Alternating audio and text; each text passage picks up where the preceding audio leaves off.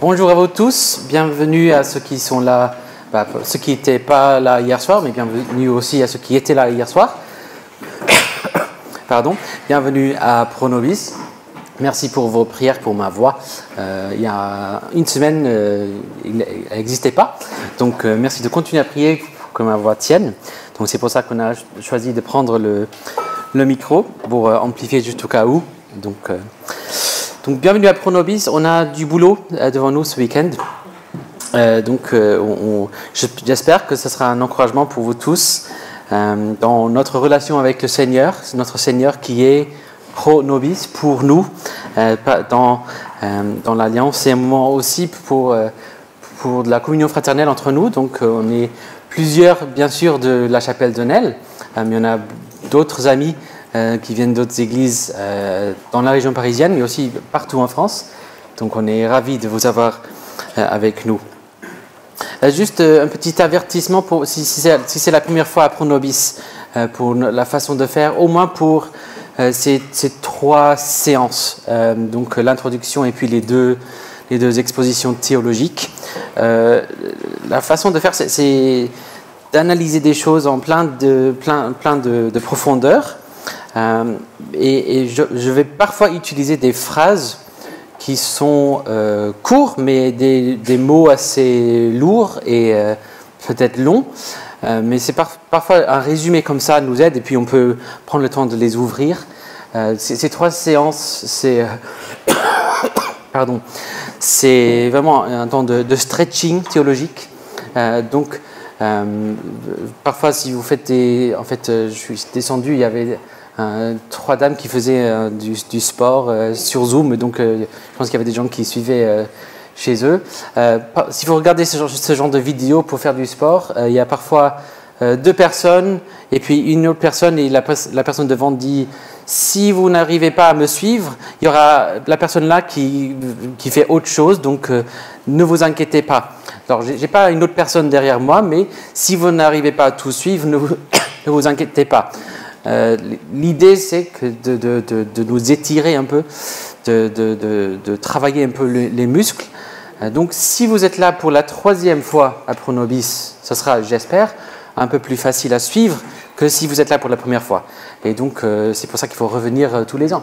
Mais prenez ce que vous pouvez, et si vous ne comprenez pas, continuez à méditer. Si ce n'est pas grave, s'il y a des choses qui sont un peu trop profond ou lourd. Pardon. Mais voilà, donc comme j'ai dit, je vais utiliser des phrases assez courtes, mais puis je vais expliquer. Et très souvent, j'aime bien les petites phrases qui résument beaucoup de choses, donc ça devrait nous aider. Donc, et bien sûr, on aura un temps de questions à la fin de la journée. Comme ça, Alex va répondre à toutes vos questions. Donc, pour cette première séance, la première séance, la séance introduction à Pronobis, c'est plus ou moins la même chose chaque fois.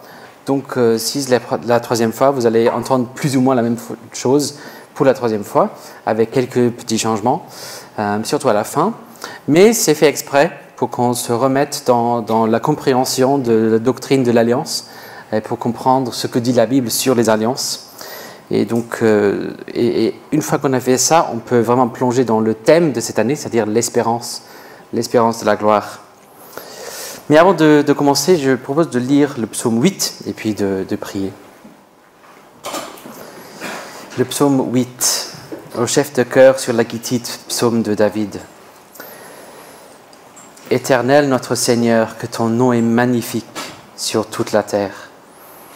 Toi qui établis ta majesté au-dessus des cieux. Par la bouche de tes enfants et des nourrissons, tu as fondé ta force à cause de tes adversaires, pour imposer silence à l'ennemi et aux vindicatifs.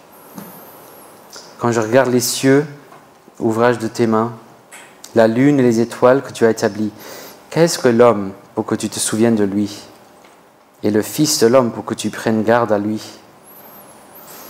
Tu l'as fait de peu inférieur à Dieu, et tu l'as couronné de gloire et de splendeur. Tu lui as donné la domination sur les œuvres de tes mains. Tu as tout mis sous ses pieds. les brebis comme les bœufs tous ensemble, et même les bêtes des champs, les oiseaux du ciel et les poissons de la mer, tout ce qui parcourt les courants marins. Éternel notre Seigneur, que ton nom est magnifique sur toute la terre. Prions. Oui, notre Dieu, notre Seigneur, ton nom est magnifique sur toute la terre et nous nous émerveillons du fait que tu penses à nous, petites créatures, humbles créatures, même des créatures qui sont des pécheurs. Et Seigneur, nous te remercions pour ce temps de méditer au fait, de méditer ton amour pour nous, le fait que tu as choisi d'être pour nous en Jésus-Christ. Et donc nous te prions d'être avec nous, aide-nous à comprendre, découvrir, mais pas tout simplement dans notre connaissance, mais aussi dans notre relation avec toi, que tu nous aides à aller plus loin, à aller plus profond dans notre amour pour toi, que tu nous aides à te glorifier de plus en plus. Au nom de Jésus. Amen. Donc si nous organisons cette conférence Pro Nobis chaque année, plus ou moins, sur 4 ans on a fait 3 fois, mais voilà, c'est parce qu'on veut comprendre le concept central dans la Bible, et ce concept central c'est l'alliance. Donc l'alliance c'est l'idée, c'est extrêmement important dans la Bible, c'est le cadre, c'est la structure de tout ce qui se passe dans la Bible. Et c'est ainsi le cadre et la structure de tout ce qui se passe dans le monde. Et c'est pas moi qui dis ça, il y a même le professeur Paul Wells qui dit « On ne peut pas parler du salut sans évoquer l'alliance. Si on ne le fait pas, on atrophie l'évangile. » Alors, on peut comprendre des aspects de l'évangile. Il y a des chrétiens partout dans le monde qui n'ont pas trop réfléchi à l'idée d'alliance. Mais ça sera forcément une idée un peu atrophiée de l'évangile. Si on veut vraiment comprendre dans sa richesse l'évangile, il faut comprendre l'alliance. James Parker dit ceci: on ne comprend pas l'évangile de Dieu correctement tant qu'il n'est pas considéré dans un cadre alliantiel. Il va encore plus loin. Il dit on ne comprend pas la parole de Dieu, toute la Bible, correctement tant qu'elle n'est pas considérée dans un cadre alliantiel. Il va encore plus loin. On ne comprend pas la réalité de Dieu correctement tant qu'elle n'est pas considérée dans un cadre alliantiel. Dans le livre de Pierre-Charles Michel, la doctrine de l'alliance est la germe, la racine, la sève de toute la révélation, par conséquent de toute la théologie, le fil conducteur de toute l'histoire du salut. C'est le fil conducteur. Mais aussi, on peut voir l'importance de parler de l'alliance pour une autre raison. Et on le voit par exemple dans ce que dit Clarence Tam dans son livre. De nos jours, il manque souvent aux gens un sentiment d'appartenance et ils sont à la recherche du sens de la vie. Beaucoup sont à la dérive, ne sachant pas très bien d'où ils viennent, ni où ils vont. Il y a énormément de solitude et de peur. Et si nous voulons découvrir l'alliance, c'est pour comprendre ce mot « j'appartiens » dans ce que confessent les réformés, dans le catéchisme d'Heidelberg, qui fait partie de nos documents à la chapelle de Nel. Quelle est ton unique assurance dans la vie comme dans la mort? C'est que dans la vie comme dans la mort, j'appartiens, corps et âme, non pas à moi-même, mais à Jésus-Christ, mon fidèle Sauveur. Et donc un aspect important de l'alliance, c'est la question, comment ça se fait que je puisse appartenir? Comment ça se fait? Donc posons notre première question, pourquoi une alliance? Pourquoi une alliance? Alors si nous parlons d'alliance, c'est parce qu'il y a une grande réalité à surmonter. Et on appelle cette réalité la distance. La distance entre le Créateur et la créature. Dans le symbole de Nicée, toute l'Église confesse, nous croyons en un seul Dieu, Père Tout-Puissant, Créateur du ciel et de la terre, de toutes les choses visibles et invisibles. Et donc nous voulons mieux comprendre les éléments de cette confession-là. Si nous sommes là à Pro-Nobis, c'est pour mieux comprendre ce qu'on dit lorsqu'on confesse cette phrase-là dans le symbole de Nicée. Il y a une phrase qui ressemble à ça aussi dans le symbole des apôtres. C'est pour mieux comprendre ce que ça veut dire de confesser Dieu comme créateur et aussi comme rédempteur, comme on verra plus tard. Parce que si nous devons parler d'alliance, et on est convaincu que la Bible nous oblige de parler d'alliance, c'est principalement parce que Dieu est le créateur et nous sommes ses créatures. Voici la distinction et la différence la plus basique entre nous et Dieu. Lui, il est créateur. Nous, et toute autre chose qui existe, nous sommes des créatures. Donald Carson dit par exemple, la première responsabilité de toute créature consciente et morale, donc les hommes et les anges, est de reconnaître sa créaturité. Vous vous dites peut-être, créaturité, c'est pas un bon mot français. Il a dit en anglais, et il n'a pas utilisé un bon mot en anglais non plus, donc il a inventé les mots. Donc reconnaître sa créaturité. En gros, nous devons reconnaître tout d'abord que nous sommes des créatures. Cette distinction entre le créateur et les créatures est la distinction entre Dieu et toute autre chose. Et donc, dans la confession de La Rochelle, nous croyons et confessons qu'il n'y a un seul Dieu, qui est une seule et simple essence, spirituelle, éternelle, invisible, immuable, infinie, incompréhensible, ineffable, qui peut toutes choses, qui est toute sage, toute bonne, toute juste et toute miséricordieuse.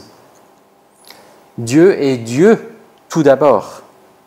Il est qui il est ce qu'il est tout d'abord, et ensuite il est créateur. Nous sommes tout d'abord des créatures. Et puis nous sommes autre chose aussi, on peut se décrire de plusieurs façons. Mais Dieu est Dieu tout d'abord, et puis il choisit d'être créateur. Il n'est pas obligé de créer. Nous, on est obligé d'être créatures. Donc voici la distinction entre Dieu et nous. Et cette distinction est infinie. C'est une distance infinie. Il est infiniment différent de ce que nous sommes. Jean Calvin, dans son institution, l'infinité de son essence devrait nous impressionner au point de nous décourager de l'évaluer avec nos faibles capacités. Et sa nature spirituelle de nous empêcher de spéculer sur ce qui pourrait se trouver en lui de terrestre ou d'humain. Il est vraiment infiniment différent de ce que nous sommes.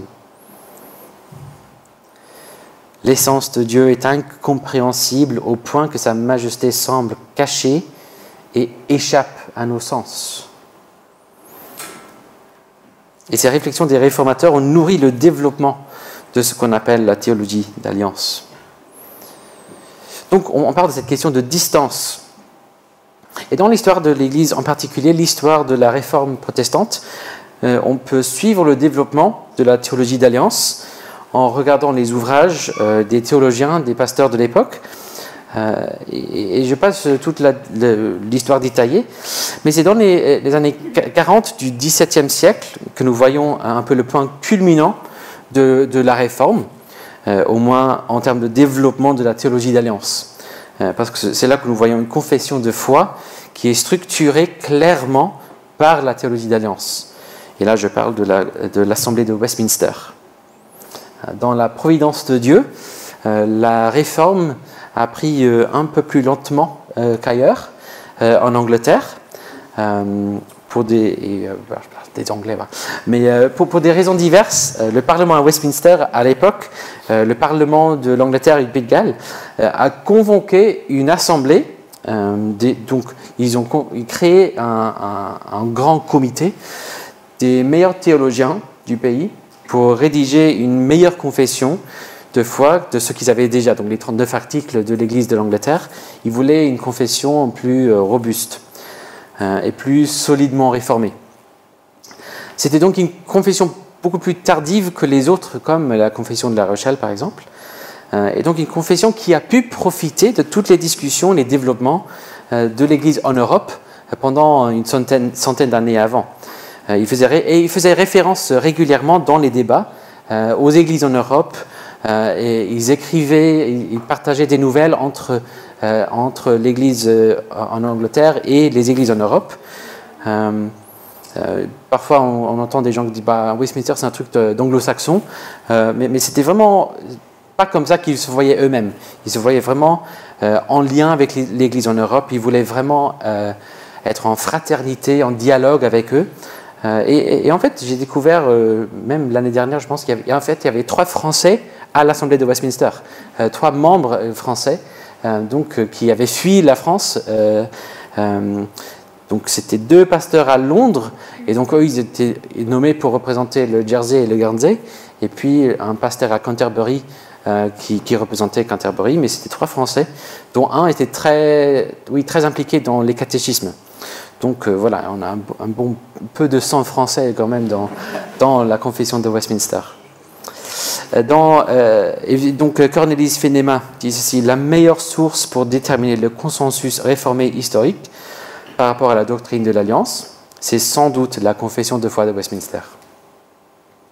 Donc regardons juste surtout le chapitre sur l'Alliance dans cette confession de foi, sur l'alliance de Dieu avec l'homme. La distance entre Dieu et la créature est si grande que bien que les créatures raisonnables lui doivent obéissance en tant que leur créateur, elles ne pourraient jamais avoir la moindre jouissance de lui comme bénédiction et de récompense, si ce n'est par une certaine condescendance volontaire de la part de Dieu, qu'il a bien voulu exprimer par le moyen d'alliance. J'avais un professeur à la fac de Théo qui nous demandait de mémoriser cette paragraphe de la Confession. Nous savons instinctivement, tous les hommes savent instinctivement qu'on doit obéissance à Dieu. Dieu nous a créés de façon à ce qu'on le sache. On est en son image, et on va parler de ça plus tard. Nous savons que nous existons pour lui. Mais je ne peux pas savoir comment vivre pour lui. Et nous savons que c'est lui notre raison d'être, mais nous ne pouvons pas savoir comment cette raison s'accomplit sans que Dieu nous le dise. Et puisqu'il y a cette distance entre nous, pour qu'il nous dise de façon à ce que l'on comprenne ce qu'il dit, il faut un certain accommodement, condescendance de sa part. Il doit faire un pas vers nous. Donc Calvin, par exemple, il dit ceci: qui ne comprend pas qu'en nous parlant, Dieu bégaie, si l'on peut dire, à la façon des nourrices avec les bébés. La manière de s'exprimer de Dieu n'est pas tant destinée à se faire connaître lui-même que de s'accommoder à notre compréhension limitée. Dieu ne dit pas les plus grandes choses qu'il pourrait dire quand il parle avec nous. Il dit des choses très très basiques parce qu'on ne pourrait pas comprendre autre chose. C'est une condescendance de sa part. Clarence Tam encore: dans l'Alliance, le Père descend vers nous en son Fils par le Saint-Esprit. Et donc quand on parle d'alliance, on parle du cadre de la relation que Dieu a établie avec sa création. Il n'y a pas d'autre relation possible entre nous et le Créateur. Et comme on verra dans la prochaine séance, il n'y a aucune partie de la création qui est en dehors de ce cadre. Dans un sens, l'acte de la création même est une condescendance. L'acte de la création fait partie de l'établissement de l'alliance de Dieu avec sa créature, principalement dans l'établissement de l'alliance avec l'homme, qui est le chef, qu'il a désigné sur la création. Donc le cadre de notre relation avec Dieu est alliantiel, on peut dire fédéral, ce même mot. comme j'ai cité tout à l'heure, James Parker, on ne comprend pas... Ah, alors ça, c'est pas top.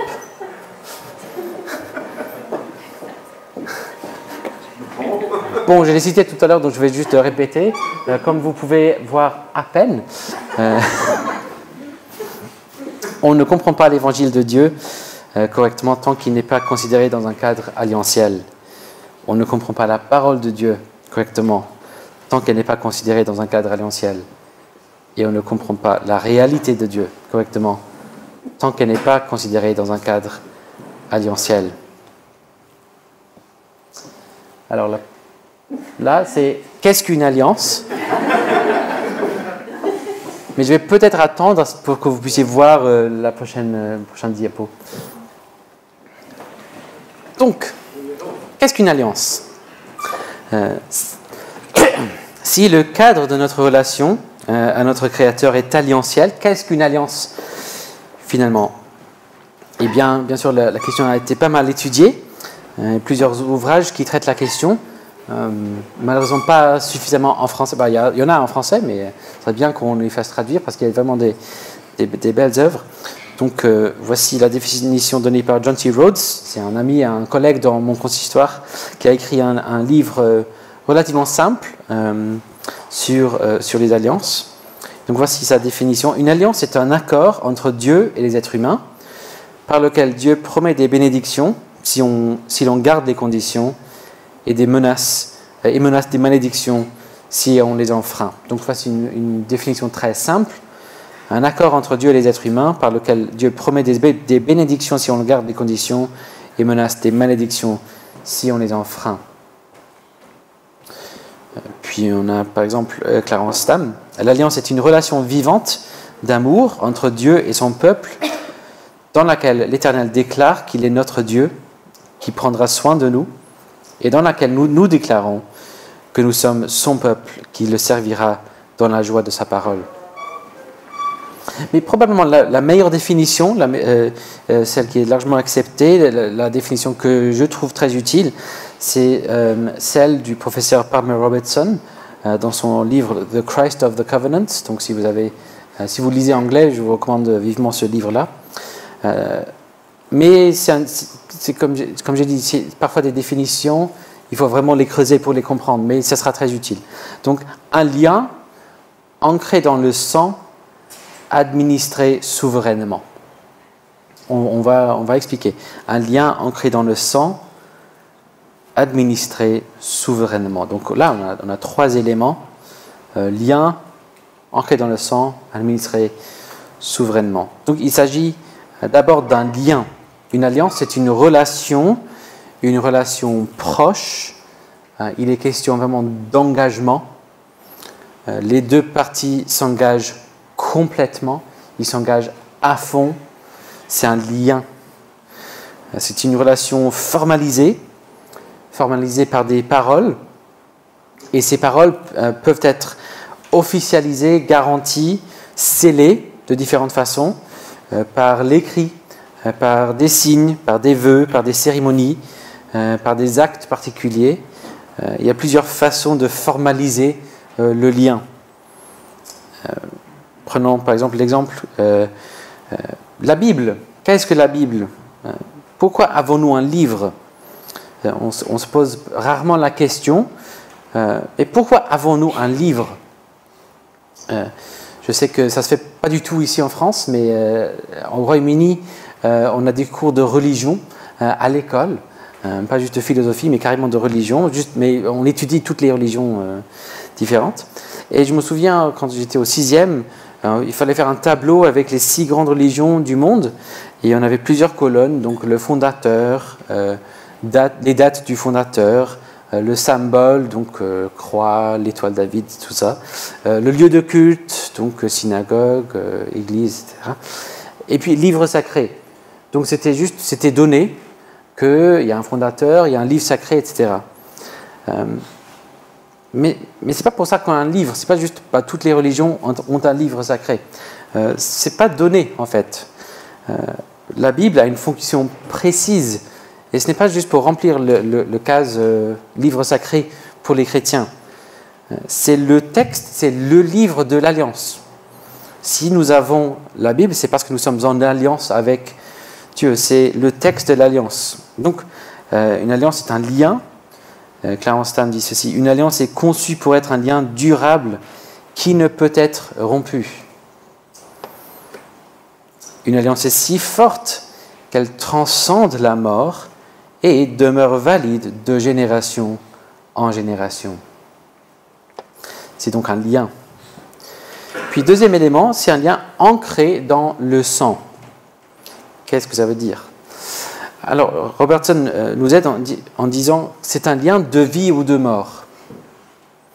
C'est un lien qui engage le sang des deux parties. C'est un lien qui, si on peut dire, un lien qui risque le sang. C'est un engagement ultime. Il n'est pas question tout simplement de quelques petites bénédictions ou malédictions. Il est question carrément de vie et de mort quand on parle d'alliance. En hébreu, la langue de l'Ancien Testament, le mot utilisé pour établir une alliance, c'est littéralement couper. On coupe une alliance pour créer une alliance. On voit du langage et des signes liés à l'idée de couper, donc comme la circoncision avec Abraham, et aussi la cérémonie dans Genèse 15 où il doit couper les animaux en deux.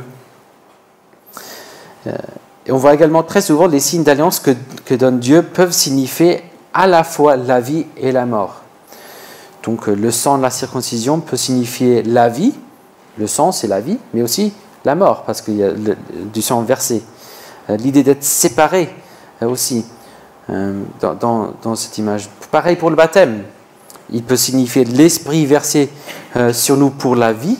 Je vais répandre mon esprit sur vous.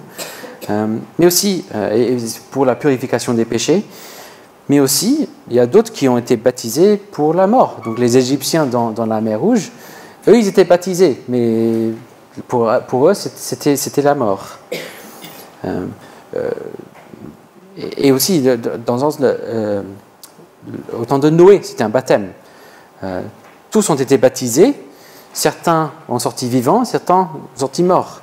Mais c'est un baptême, mais il y a vie et mort. Donc les signes qu'on reçoit indiquent à la fois la vie et la mort. La Sainte Seine, le vin et le pain, ça donne la vie et la joie. Mais ça signifie la mort en même temps. Donc on voit les deux images. Donc le lien est ancré dans le sang. Le fait de garder les conditions ou pas mène à la vie ou à la mort. Et puis troisième élément, administrer souverainement. D'abord, lorsqu'on parle d'administration, pardon, on parle de gestion, mais plus, il s'agit lorsque Dieu administre une alliance, c'est faire profiter, faire participer, faire en sorte qu'on prend part à l'alliance. Et l'alliance est administrée de manière souveraine. C'est-à-dire c'est une des parties qui établit l'alliance. La conclusion d'une alliance est unilatérale. Donc c'est Dieu qui coupe, c'est Dieu qui conclut l'alliance. Il y a toujours une partie supérieure, une partie inférieure. Et donc il y a Dieu et nous. C'est Dieu qui coupe l'alliance et nous, on est dans l'alliance. Donc c'est un lien ancré dans le sang, administré souverainement. Palmer Robertson dit ceci: les alliances divines de l'Écriture ne consistent pas en marchandage, troc ou contrat. Les conditions s'appliquent aux deux parties, mais l'alliance est administrée par un souverain qui s'accommode volontairement. Donc voilà, un lien, une relation légale qui engage. Une question de vie et de mort, bénédiction, malédiction, et c'est Dieu qui condescend pour l'établir.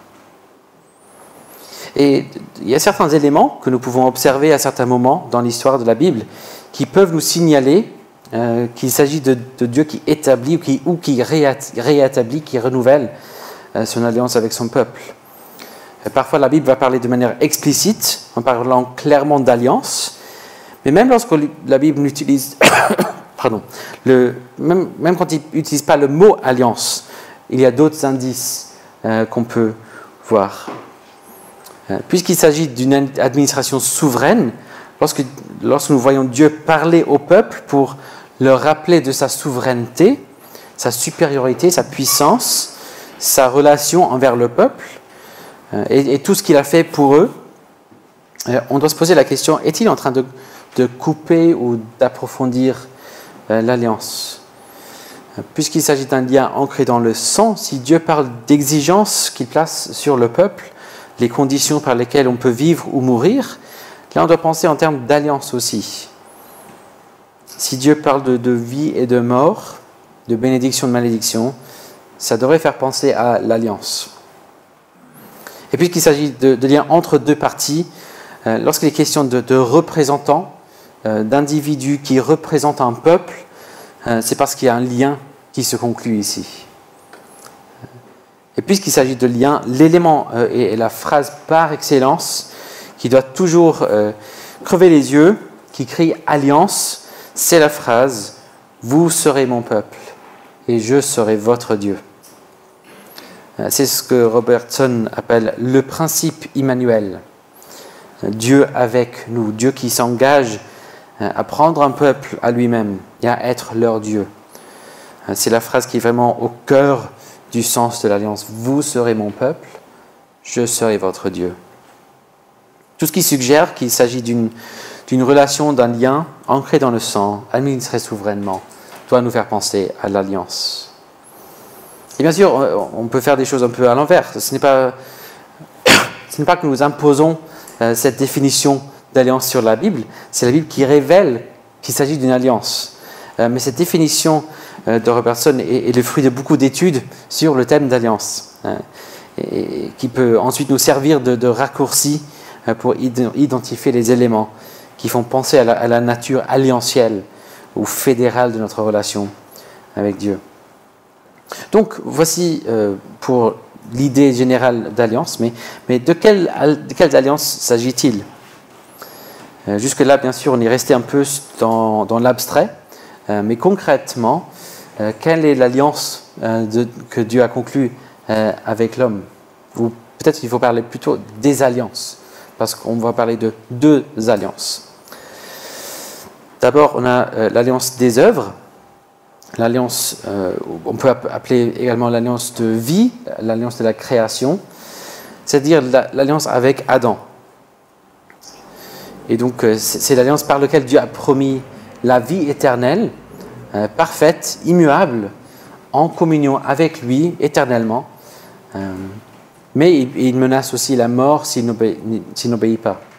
Donc, dans la confession de foi, nous lisons la première alliance conclue avec l'homme a été une alliance des œuvres, dans laquelle la vie a été promise à Adam et en lui à sa postérité, sous la condition d'une obéissance parfaite et personnelle.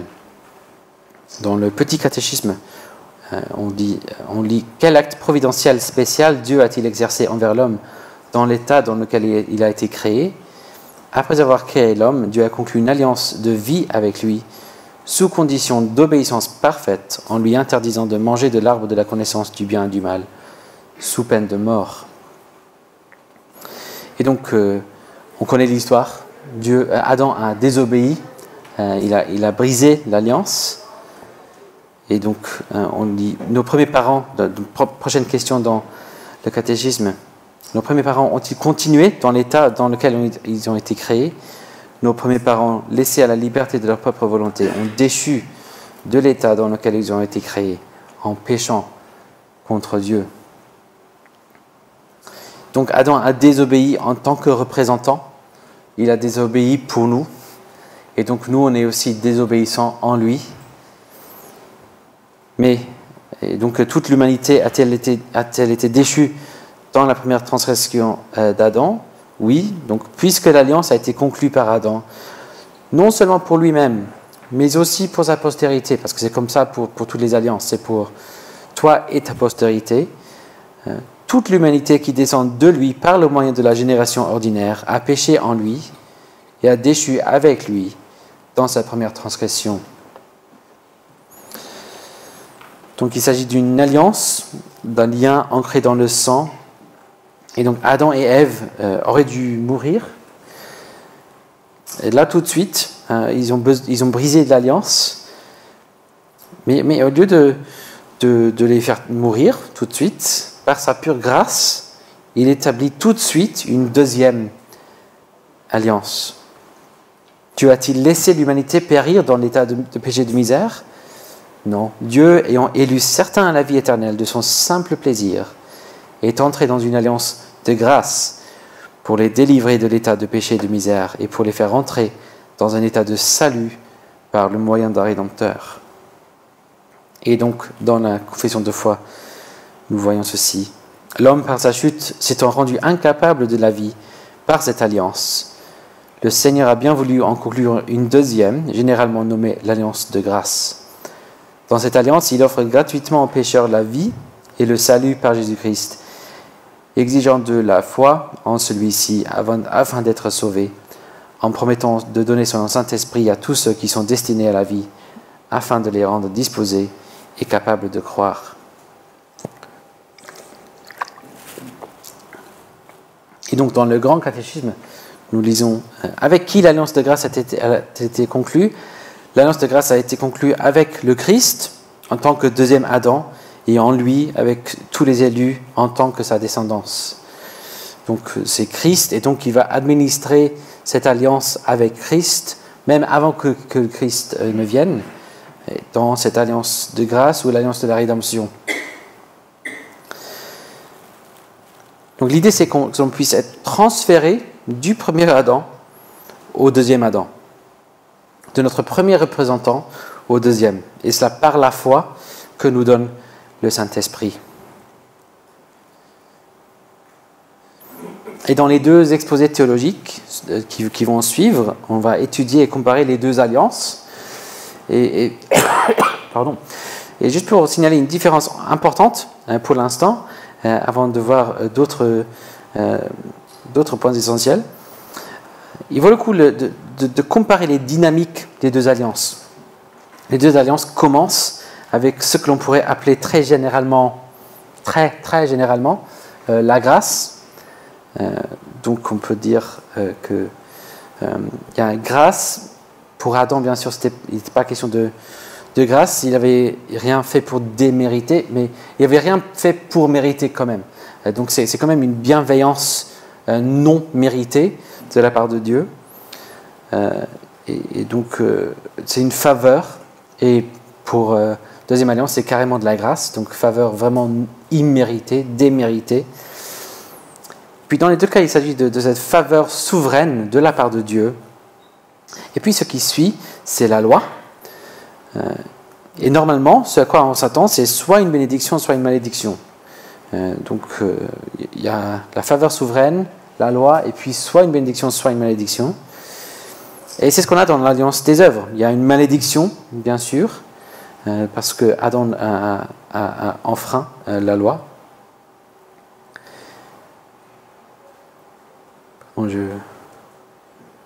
perds ma place dans mes notes.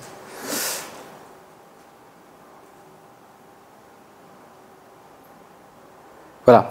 Mais puis dans l'alliance de la grâce, ayant expliqué les malédictions et les bénédictions, il y a des malédictions qui rejettent totalement l'alliance, ceux qui tournent le dos, qui démontrent qu'ils n'ont pas la foi. Mais pour ceux qui croient, à la fin, malgré le fait qu'ils n'ont pas obéi à la loi parfaitement, c'est encore la grâce qu'ils reçoivent. Dans l'alliance de la grâce, il est possible d'être, dans la fameuse phrase de Martin Luther, simul justus et peccator, à la fois juste et pécheur. C'est pas qu'on veut pécher, mais la réalité c'est qu'on est encore pécheur, mais nous avons de l'espérance, nous recevons encore la grâce de Dieu à la fin. Sous l'alliance des œuvres, il est impossible d'être simul justus et peccator, juste et pécheur. Mais là, sous l'alliance de la grâce, on est encore pécheur, mais il y a de la grâce pour la fin, parce que l'alliance est conclue avec quelqu'un qui garantit absolument la réussite. C'est en Jésus-Christ que c'est garanti, et donc même si je défaille, Christ garantit que ça sera une réussite Donc, il nous reste encore deux choses à regarder, mais juste pour résumer où on est jusque-là. Pourquoi l'idée d'alliance est-elle importante? Parce qu'il y a cette distance entre le créateur et la créature, donc il faut cette condescendance de sa part, et l'alliance c'est le cadre de cette relation. Puis c'est quoi? C'est un lien ancré dans le sang, administré souverainement. Et puis on voit, il s'agit de deux alliances, l'alliance des œuvres et puis l'alliance de la grâce en Christ. Puis un dernier élément juste pour comprendre les alliances, et puis je dirais quelques mots par rapport au thème qu'on va voir dans le reste de la journée.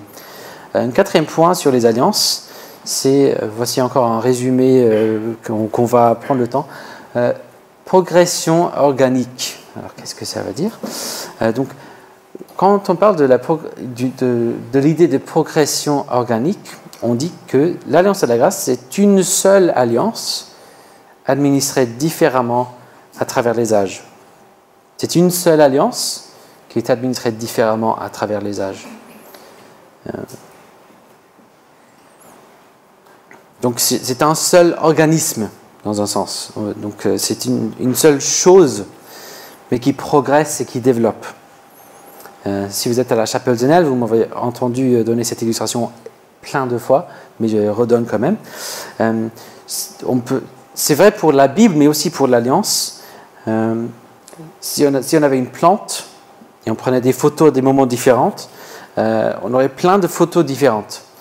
Donc on aura une photo d'une graine, puis on aura une photo d'un germe, puis une tige, puis un tronc, puis un arbre avec des fruits et des fleurs même. Mais dans toutes les photos, je prends une photo de la même chose. C'est le même objet, mais qui développe, qui change avec le temps. C'est le même ADN qui est dedans. À chaque étape, l'organisme est une chose complète, ce qui suffit pour ce qu'il est, mais peut-être moins développé que les étapes à venir. On ne dirait pas, par exemple, qu'un germe, c'est une demi-plante, mais une plante dans une autre phase de son développement. Et c'est pareil avec l'alliance de la grâce. Il s'agit toujours de la même chose, mais son apparence développe à travers les âges. Donc l'alliance de la grâce, c'est une seule substance, une seule alliance, avec plusieurs administrations. On va voir plusieurs alliances dans la Bible. Donc on va parler de l'alliance avec Noé, avec Abraham, avec Moïse, David par exemple. On parle de l'ancienne alliance et de la nouvelle alliance. Et c'est vrai que nous voyons Dieu qui établit plusieurs alliances. Mais à chaque fois, il s'agit d'une sous-alliance. C'est une alliance créée pour administrer l'alliance de la grâce. Il s'agit toujours de cette même alliance. C'est une nouvelle façon à chaque fois de communiquer au peuple de Dieu le salut qui se trouve en Jésus-Christ et de le donner, d'administrer ce salut à son peuple. Et donc on va voir une progression avec chaque alliance, chaque administration de cette alliance de la grâce qui s'appuie sur ce qui vient juste avant. Souvenons-nous que c'est sous l'administration de Moïse, l'ancienne alliance, ou le temps de la loi, que nous voyons l'introduction de paroles écrites. C'est avec Moïse qu'on voit la Bible qui apparaît. Il parle de tout ce qui vient avant, mais c'est à ce moment-là que le peuple reçoit la parole. Et donc, la Bible va beaucoup parler de cette période-là. Et donc, c'est pour ça que c'est celle-là qui est l'ancienne alliance, parce que c'est cette alliance qui prend le plus de temps et plus d'attention dans l'Ancien Testament. Mais si on regarde la confession encore une fois, 5e paragraphe, cette alliance a été diversement administrée au temps de la loi et à celui de l'Évangile. Sous la loi, elle a été administrée par les moyens de promesses, de prophéties, de sacrifices, la circoncision, l'agneau pascal et d'autres types et ordonnances données au peuple juif pour signifier à l'avance le Christ à venir. Durant ce temps, ces dispositions étaient suffisantes et efficaces par l'action du Saint-Esprit pour instruire et édifier les élus dans la foi au Messie promis, par lequel ils avaient l'entière rémission de leurs péchés et leur salut éternel. Cette alliance est appelée l'Ancien Testament. Puis prochain paragraphe, sous l'Évangile, depuis le Christ, la substance s'est montrée. Les ordonnances selon lesquelles l'alliance est administrée sont la prédication de la parole et l'administration du baptême et de la Sainte Seine. Bien que ces ordonnances soient moins nombreuses et administrées plus simplement, avec moins de gloire extérieure, l'alliance est présentée cependant avec plus de plénitude, d'évidence et d'efficacité spirituelle à toutes les nations, juifs et païens. Cette alliance est appelée le Nouveau Testament. Ainsi, il n'y a pas deux alliances de grâce dont la substance serait différente, mais une seule et même alliance avec des administrations diverses. Donc il s'agit de la même alliance administrée à des différents moments. En fait, c'est ça la différence principale entre les réformés et nos très très chers frères et sœurs réformés baptistes. Je sais qu'on a plusieurs parmi nous aujourd'hui et on est ravis de vous avoir avec nous pour vous montrer la voie. Non, mais vous regardez la confession de foi des réformés baptistes, c'est quasiment copier-coller de Westminster, mais une grande différence, c'est le chapitre 7. C'est quasiment réécrit et c'est beaucoup plus court chez eux. Donc ils n'ont pas cette perspective sur l'alliance. Mais on voit ici dans Westminster, et je vais vous montrer aussi, on voit un exemple dans les Écritures, qu'il s'agit d'une seule alliance administrée de différentes façons. Un texte clé, je pense, c'est Hébreux 3, 5 à 6. Pour Moïse, il a été fidèle dans toute la maison de Dieu comme serviteur, pour rendre témoignage à ce qui serait annoncé, mais Christ l'est comme un fils sur sa maison. Donc il y a une différence entre Moïse et Christ. Moïse, c'est un serviteur, Christ, c'est le fils, mais c'est la même maison. Moïse n'était pas un serviteur dans une autre maison que Jésus. C'est une seule et même maison. Deux administrations différentes, mais la même substance, même maison, même peuple de Dieu.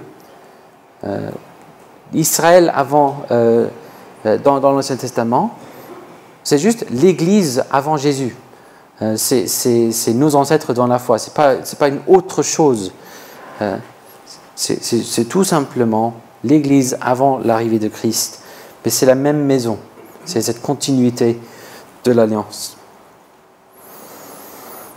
On voit aussi dans Actes 10, 42, 43, Jésus nous a commandé de prêcher au peuple et d'attester qu'il a été lui-même désigné par Dieu comme juge des vivants et des morts. Tous les prophètes rendent de lui témoignage que quiconque croit en lui reçoit par son nom le pardon des péchés. Donc pendant la période de l'Ancienne Alliance, il y avait des prophètes qui prêchaient le Christ, qui annonçaient que le Christ allait venir, un Christ qui n'était pas encore venu, certes, mais c'était bien lui que ces prophètes voulaient prêcher, et ils appelaient le peuple à l'époque, pas tout simplement nous, mais le peuple à leur époque, de croire en Christ. Donc ils n'avaient pas le nom Jésus, ils avaient le mot hébreu Mashiach, ou un Christ, et donc ils appelaient le peuple à croire en lui. Leur message à eux n'était pas différent de ce que du message que nous entendons nous. Il s'agit de la même alliance de grâce avec des administrations différentes et le même sauveur, le même moyen de salut, la foi en lui. Comment les croyants avant Jésus étaient sauvés? Par la foi en Jésus-Christ. Exactement pareil que nous.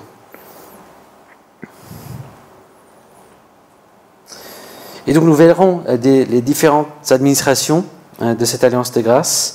Donc on aura l'alliance de la restauration avec la descendance, donc ça c'est dans Genèse 3, l'alliance de la préservation avec Noé, l'alliance de la promesse avec Abraham, l'alliance de la loi avec Moïse, l'alliance du royaume avec David, l'alliance de l'achèvement en Christ, la nouvelle alliance.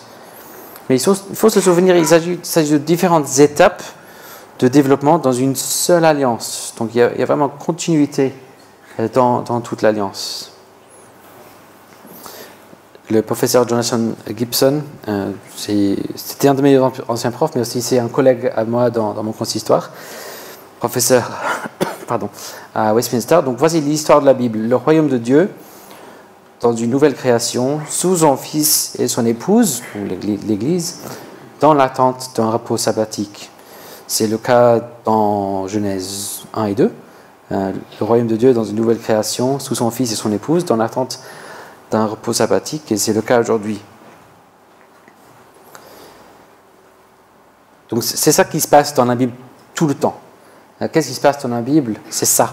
Quand je lis la Bible, je vois le royaume de Dieu dans une nouvelle création, sous son fils et son épouse, dans l'attente d'un repos de sabbat, un repos sabbatique. C'est toujours la même histoire.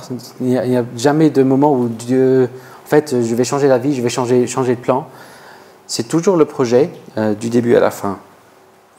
Et donc c'est par cette structure d'alliance que Dieu cherche à réaliser ce projet. Et donc, encore John T. Rhodes, c'est lorsque nous comprenons les alliances que nous pouvons passer de l'histoire au salut. C'est-à-dire, c'est l'alliance qui me permet de comprendre la pertinence. Aïe. Ça va être intéressant. Mais bon.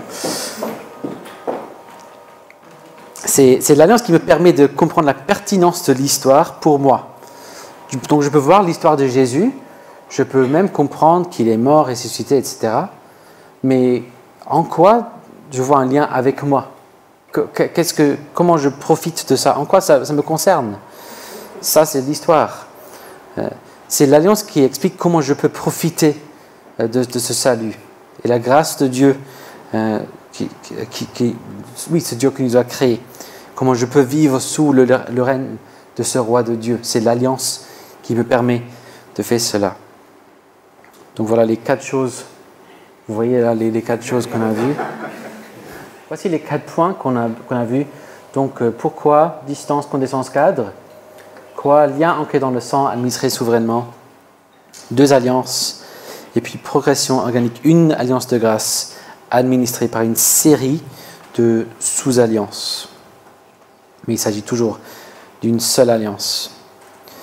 Puis juste avant de finir, je sais qu'on a dépassé l'heure, mais on a commencé un peu en retard et avec ça. Donc, mais on va rattraper quelque part. Je sais pas. Mais juste pour quelques mots d'introduction pour le thème de la conférence de cette année.